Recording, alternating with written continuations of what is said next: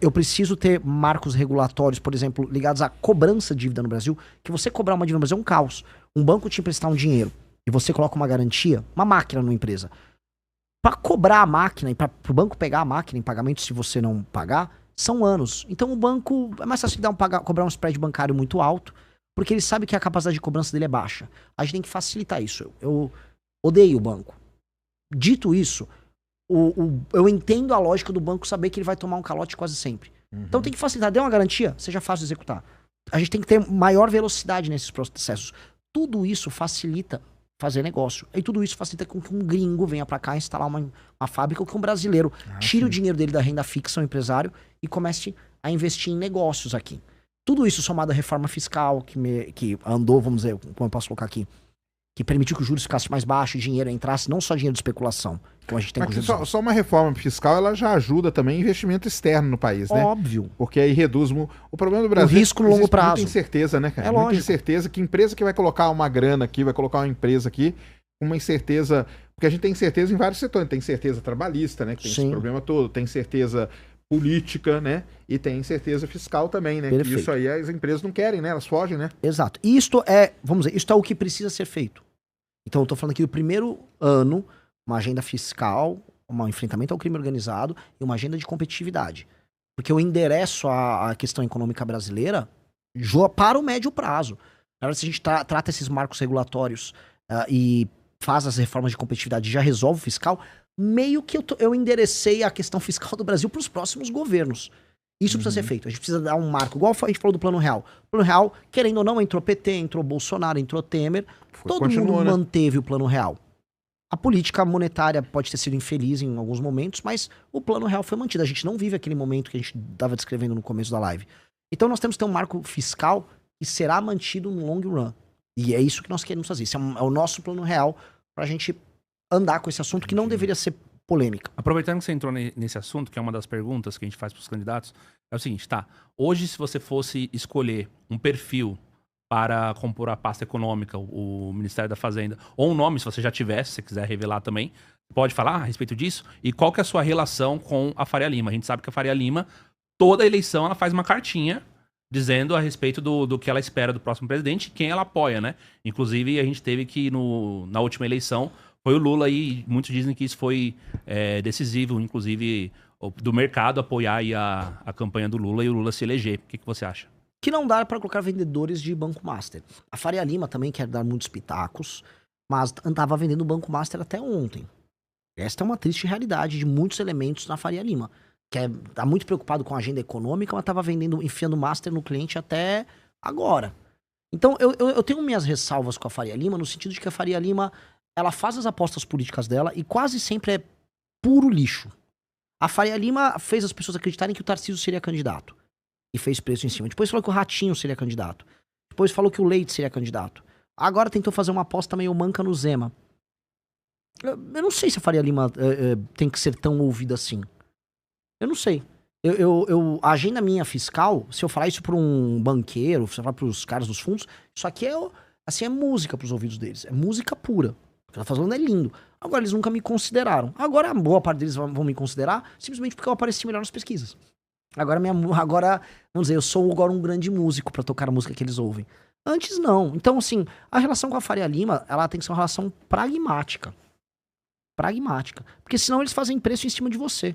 E a questão toda pra mim é o seguinte, eu não vou não vou estabelecer os nomes para um time econômico nosso baseado no o que a Faria Lima quer, mas sim o que o Brasil precisa.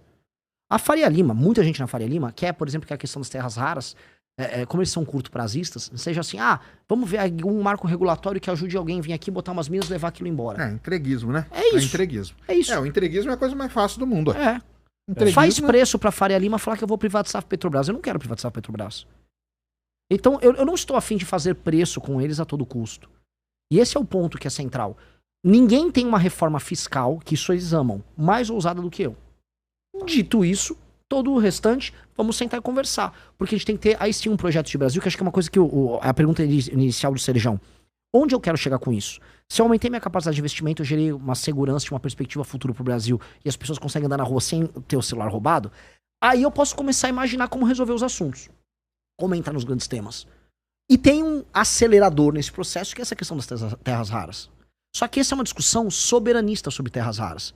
Porque é sobre, não como o Brasil ou como empresários brasileiros ganham dinheiro com isso, e sim como o Brasil se reencaixa numa nova cadeia produtiva global, de maneira soberana, e aproveita que ele tem meio que, o Sérgio me corrija, 20% das reservas globais desses minerais aí, desses... O Brasil é a segunda maior reserva do mundo, é 24 milhões de toneladas, né? Só perde para a China, e a terceira, que é a Índia, é 6 milhões, né? Então, assim, o Brasil, ele é uma posição do Brasil, ela é violenta, e fora que tem coisas aqui que só tem no Brasil, né? Nióbio, por exemplo, é Araxá, a maior reserva do mundo. Posso fazer uma pergunta? Nióbio é uma terra rara? Ou não é? Não. Ele tem um estado igual o quartzo, que tem aquele quartzo super clean que tem nos Estados Unidos. Terras raras mesmo, do ponto de vista, assim, né, químico e tal, são só aqueles 17 elementos ali, liderados pelo lantânio. Lantanídeos. São os lantanídeos de Minas, né? Durante muitos anos na geologia, a gente sempre chamou eles de lantanídeos de Minas. Porque o lantânio é o principal, e o lantânio, para quem não sabe, é um dos principais elementos hoje para fazer bateria. Entendeu? A bateria de lantânio.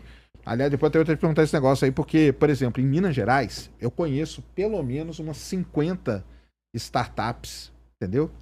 Que já estão recebendo grana de fora para desenvolver, por exemplo, bateria de lantânio. Em Minas Gerais tem muito desenvolvimento de bateria de lantânio. Bateria. Mas a gente você tem pega o elemento igual o lítio, né? É que a minha transforma em bateria. Pergunta bem clara. Agora, para você, deixa eu fazer, não é um sabatina, mas assim, com você, mas o processamento desse lantânio. Não, calma aí. Nós vamos chegar no processamento. Que pra mim é o grande problema. Esse é o problema. Esse é o grande problema. Como é que eles estão numa outra etapa se eles não têm a etapa do meio? Não, aí eu vou chegar nesse negócio pra você. O que acontece é o seguinte, você perguntou do nióbio e tal. É que o que a gente fala é o seguinte, a gente chama de terras raras e minerais que são hoje fundamentais. Por exemplo, o lítio não é uma terra rara, mas ele é um mineral bom. Parte do cobalto também? Cobalto, lítio, tório, entendeu? Não é terra rara também. O próprio nióbio, entendeu? Isso aí são elementos hoje, porque são elementos que fazem parte da cadeia que a gente mais precisa hoje, que é a cadeia tecnológica, né? É o que faz chip, é o que faz condutor, supercondutor, bateria. São esses elementos, entendeu? Todos esses aí. Tem as terras raras fora todos esses outros. Sim. Então é um grupo de elementos que o Brasil tem. Aparentemente a China, ela, nos anos 80, ela entendeu que isso teria um papel central. Sim. Parece que havia só uma mina no mundo que cuidava dessa parte terras raras nos Estados Unidos, que é na Califórnia. E aí a China entendeu, ela comprou alguma empresa americana, ela levou parte da tecnologia pra lá, e você tem o Deng Xiaoping numa entrevista falando em terras raras, avisando a Arábia Saudita tem petróleo, a gente tem terras raras. E ninguém deu bola. E a China, ela fez esse planejamento de fazer a cadeia completa. E ela vai da mineração, do processamento, e é super... É poluição pra caramba, assim. Acho que é perto da Mongólia, me corrija. A poluição da terras raras, o grande problema dela mesmo é a poluição. Porque Porque acontece o seguinte, né? Primeiro, até explicar pra galera por que chama terras raras. Muita gente acha que esse nome é porque tem pouco. Mas não é porque tem pouco, não. Não é. Tem muito. A gente chama de terras raras porque ela é muito difícil de você tirar ela da rocha. Então o que acontece? Como que é o ferro? O pessoal entender que é mais fácil. Você vai lá em Carajás, você pega uma pedrinha, e aquela pedrinha tem ferro no meio. Você vai lá e quebra aquilo ali e sai só com ferro. Terra rara é exatamente a mesma coisa. Só que o problema é, o processo para você tirar a terra rara da rocha, ele é muito agressivo. Então, normalmente você faz com ácidos muito ferrados. E aonde você faz isso, você polui demais. E quando você polui, são regiões assim, cara, que você não planta nada. Sabe o mata-mato que você joga na sua casa? É basicamente aquilo lá. Não nasce nada, não nasce nem mato, entendeu? Então esse é o grande problema do processamento de terras raras. A China tem uma área gigantesca lá que não mora ninguém, meu amigo, dá-lhe, entendeu? Dá-lhe esse ácido e é isso aí. Aí fica tudo lá, mas produz coisa pra caramba, né? A China, que a gente não pode nem comparar ela, porque a China 70% das terras raras do mundo estão lá. 90% do processamento. 90% do processamento. Então o que a gente tem hoje no mundo é um monopólio. Sim. Basicamente é isso. E os Estados Unidos meio que não se tocaram até ver... Eu não sei se chegou a ver sobre isso. Quantos quilos de terras raras vão num F-35? É meia tonelada. É isso mesmo.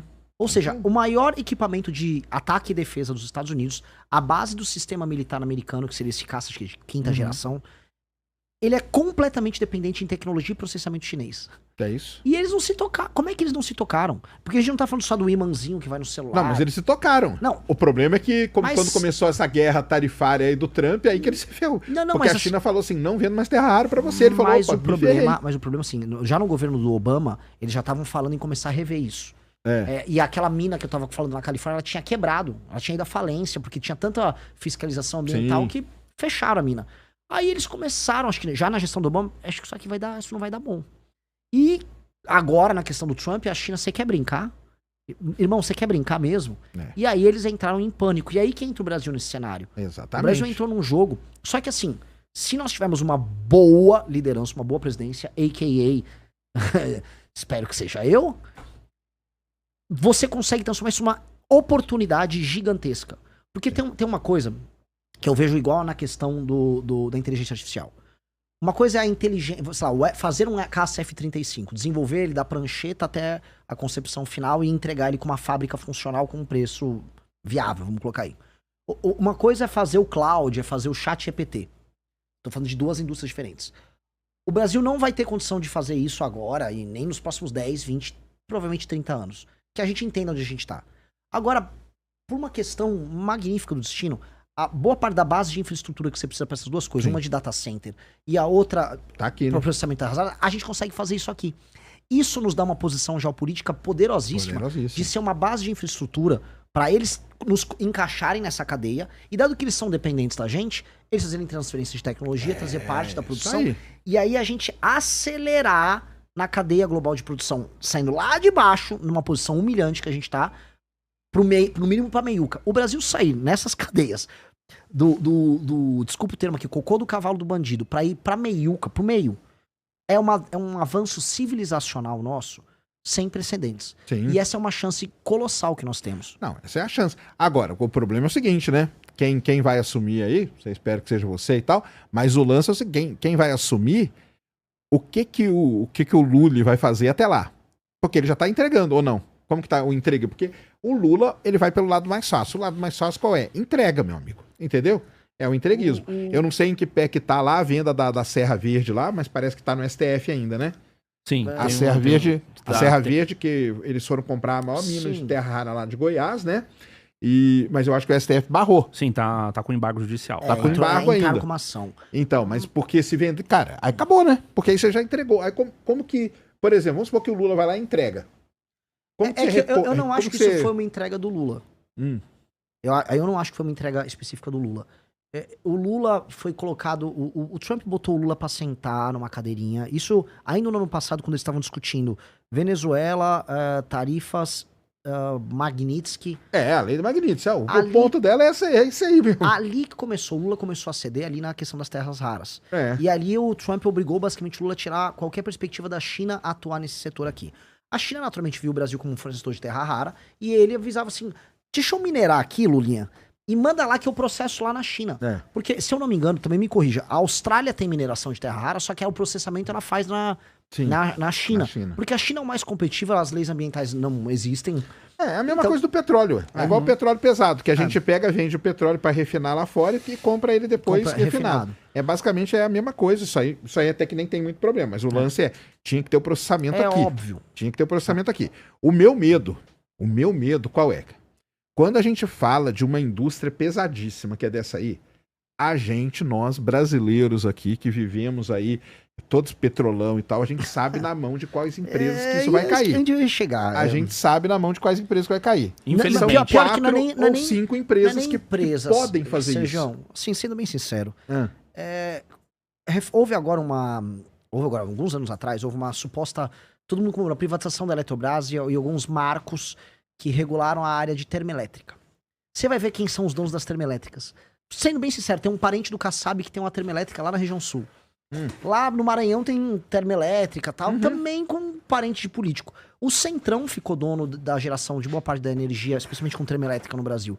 Terras raras, quem está em cima disso é o Centrão em alguns bancos, alguns bancões brasileiros de investimento, que já... Porque quando eu falo as empresas, a gente sabe. As empresas brasileiras que têm capacidade de fazer isso, a gente sabe. É Queiroz Galvão, Odebrecht, Camargo Correia, porque são as empresas de coisa pesada. Pera, eu não tô nem chegando nesse cara ainda, tô chegando um pouco antes. Porque como que a gente vai... O meu problema todo é... Não, beleza, vamos fazer aqui então, vamos processar a terra rara aqui. Quem que vai processar? vai ser difícil. Qual empresa que teria... Porque essas Pelo que o empresas Renan falou, tem sempre um intermediário. Tem um intermediário ligado a políticos do Centrão. Tem um agente político ligado Elas são sitiadas pelos políticos, não, óbvio. Claro, mas eu não tô nem chegando nessas empresas. Elas estão lá... Tem bancos e fundos de investimento que também contam com, aí sim, com dinheiro e participação gringa, e tem o político do Centrão. Tinha um marco regulatório passando sobre terras raras no Congresso, e houve um lobby para diminuir a necessidade de contrapartida em investimento técnico aqui, desse lobby, porque o que os caras querem é tirar a terra rara, vender e faturar. É isso. É isso. É isso que eles querem. É isso. Eles não ligam na criação de uma cadeia. Por isso que esse tema tem que chegar um presidente da República e falar, acabou, parou, eu vou interditar essa discussão agora. E aí sim, nós temos que ter um marco regulatório e a gente tem que se posicionar geopoliticamente. Porque isso aqui é sobre relação geopolítica. Os Estados Unidos têm que entender. Meu amigo, você tem que fazer um F-35 com terra rara, com os ímãs e tal, extraídos daqui do Brasil, ok? E dito isso, uma parte da produção, a extração, o processamento, vai demorar anos pra ter esse processamento em escala, não é que é fácil. É tipo 10 anos pra montar. Por isso que o que eu falo, né, com o pessoal, que é o seguinte, né? O pessoal até pegou, né? Eu falando e o Renan respondendo. O pessoal montou. Porque é o seguinte, o negócio de terras raras, você tem que ter um planejamento de curto, de médio e de longo prazo. Então tem várias coisas que você pode fazer nesse período aí. Eu falo pra todo mundo, o exemplo maior que eu dou, eu não gosto de dar exemplo nenhum de país que é fora da nossa realidade. Eu dou o exemplo do Vietnã. Ah, eu também. Adoro falar do Vietnã. Porque o Vietnã é um país ferrado, um país que foi destruído pela guerra, e eles têm um planejamento de curto, médio e longo prazo para terras raras dele. Entendeu? Eles sabem o que eles vão fazer daqui 2 anos, daqui 5, daqui 10. É isso mesmo. Então, o negócio é o seguinte, óbvio que o mais fácil é o quê? Cara, vende tudo isso aí, entrega essa porcaria aí, eu não quero nem saber disso aí. Que é o histórico brasileiro. O histórico brasileiro é esse, entendeu? Mas aí, como que a gente, nesse ponto, a gente nunca senta, o que eu brinco com o pessoal é o seguinte, né? Quem tem criança em casa e